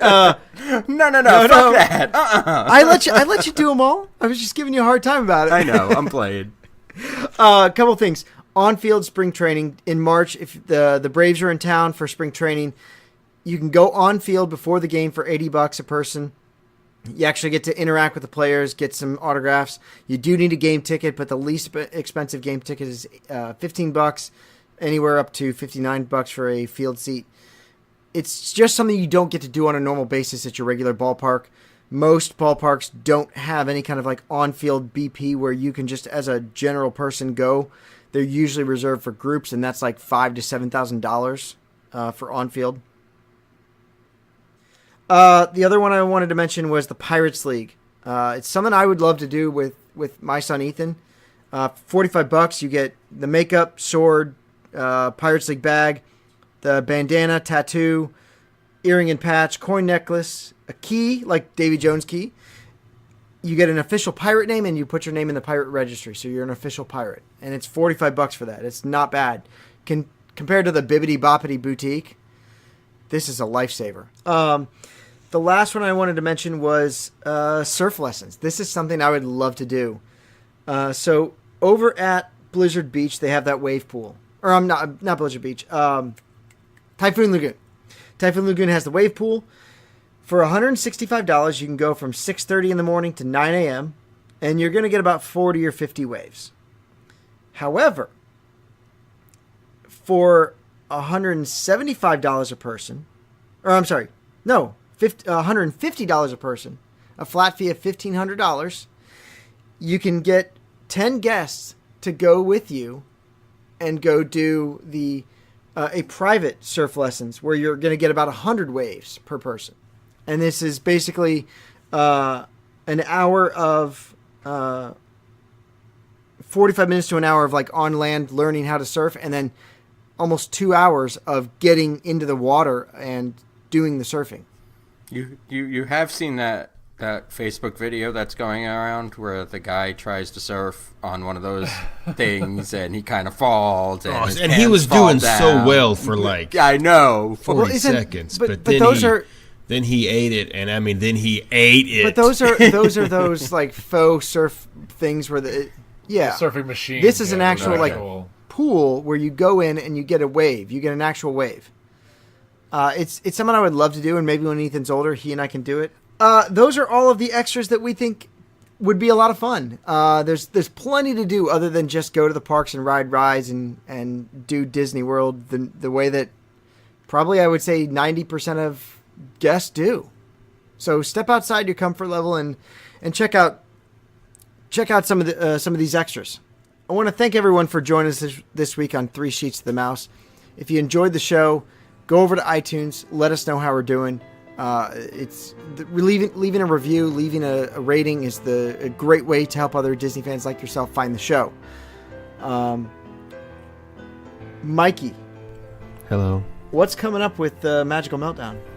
Just released a shirt for the 3 Sheets to the Finish Line Facebook group. All those runners out there that want to just grab something that they can wear to the gym, or they can just wear on the treadmill at home. Which, if you're like me, it's nothing, because that's how I roll. If you want to keep your jubblies secure, you can put this T-shirt on. So that got released today, and then I've got a couple others coming out. Eventually, I don't know when yet. Kind of caught me off guard. Well, what about those that don't run? Well, for those that don't run, you've got a shirt. Why don't you run? You've got a shirt too that says how much you support those that do run, and that one's going to be a lot of fun. I'll probably put it up here in the next. Probably just before the next Run Disney event, which is actually coming up pretty soon. I think in February. Yeah. So. Princess is coming up soon, yeah. I think. It's definitely one that the folks in our group are going to want to wear while they're cheering from the sidelines. You look like you participate, but you really and that is my kind of shirt, man. So yeah, there's that's happening. over there on the magicalmeltdown.com. Awesome. Horrible at self-promotion. I'm sorry. Plenty of new stuff. Yeah, plenty of stuff at the magicalmeltdown.com. There's some new glassware. We've got the Glencairn glasses that just released. There's don't forget about the old stuff. The 3 sheets of the rope drop IPA mugs. Great design. Goes even better with a beer. 3 sheets to the rope drop? 3 sheets to the rope drop. That's what it is. That's when you show up still hungover from the day before. So I'm like, wait, did anybody else heard that? That's the only way to do rope drop, right, Trenton? He's never done a rope drop. Trenton, have you rope dropped? Yeah. Yeah, see? Sober? Yeah. One time on accident. So the issue with rope dropping is that we do it, and then by like 12 o'clock, we're ready to go take a nap. So, I mean, we always make all of our fast passes for right when the park opens. So, we always try to get our fast passes in the morning. So yeah, we try to get there pretty early. I mean, we're not maybe waiting in line, but shortly thereafter. Not me, man. You rope drop to panty drop. That's how I do Disney. All right. But yeah, there is plenty of stuff over at magicalmeltdown.com. Go check it out. All good stuff. If you want to follow us on Facebook, go over to the Facebook group, facebook.com/group/3sheets. It's a great family atmosphere. It's also a great adult atmosphere. We do both. You know, we don't exclusively limit ourselves to an adult group. We also have family people on there too. So if you think that you're a family person and you don't think you can be part of this Facebook group, you're dead wrong. Promise you're dead wrong. A lot of feels over there. Also, we're on Twitter and we're on Instagram at 3 Sheets Podcast. Go follow us there. I promise you, I'm trying to post some more pictures to Instagram. I just forget to do it from time to time. That's my bad. I'll post some Disney stuff, some Disney things, and maybe link some things back to the Facebook group, because that's really where the action's at, right, guys? Oh yeah. Oh yeah. Shit. Facebook group. Yeah, dude. We're on Snapchat. We're vining from the parks, man. Come hang out with us over there at the Facebook group. If you have friends that love Disney as much as you do, invite them to the 3 Sheets Nation. Guys, a lot of fun with all this stuff that we haven't done and look forward to doing it, right? Yes, sir. So, Adam, give me some final remarks tonight. Come join us on the Facebook group. I don't get on as much as I'd like to, but reach out to us, whatever you guys need. We'll try to be there for you, even if it's just a friendly ear, like Scott said. We are a bit of a family, as much of dysfunction that goes on with us. And if you want, you can try to join me for No Drink February. Like I said, I'm going to try not to have a drink till the 24th of February. It's going to be rough, especially we're all trying to record the podcast, not drunk. But I will do my best. And that's all I have to say. Good night, everybody. Love y'all. Mikey. Scott, you wanted pick of the week, and someone, I believe it may have been the Trader Shan himself, shared an oil painting of a topless Paula Deen with buttery nipples. Yes. So if anyone wants to dig through the Facebook feed and locate that. Thank you. That is that's my pick of the week, because I guarantee you that she drips gravy, and I'd dip my biscuit in it. I'd go biscuit to biscuit with Paula Deen. I bet she sweats butter. Oh, I saw that and I was like, no.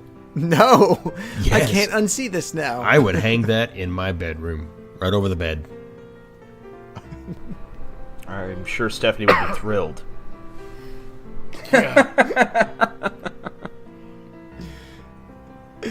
All right, let's get Trenton to bed. Trenton, take me to bed or lose me forever. I don't know what that means, so I'm going to give my goodbyes to everybody. Wait, hold on. We were playing Battlefront last night, or Saturday night, and I referenced Top Gun. Well, Sunday morning, yes. I referenced Top Gun, and Trenton got off, and I legit asked Matt Holmes, do you think Trenton has seen Top Gun? And the answer is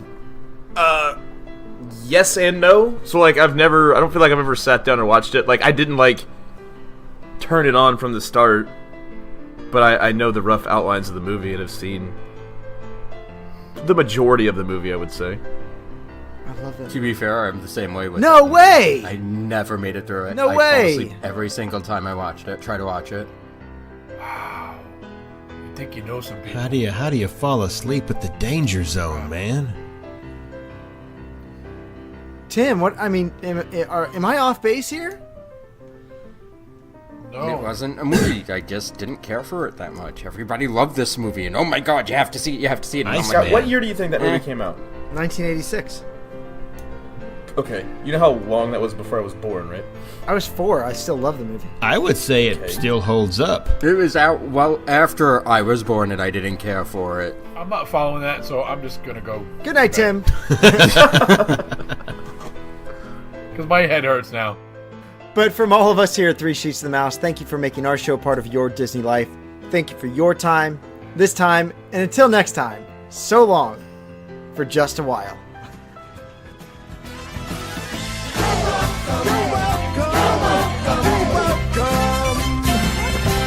And thank you. I was not done, Scott.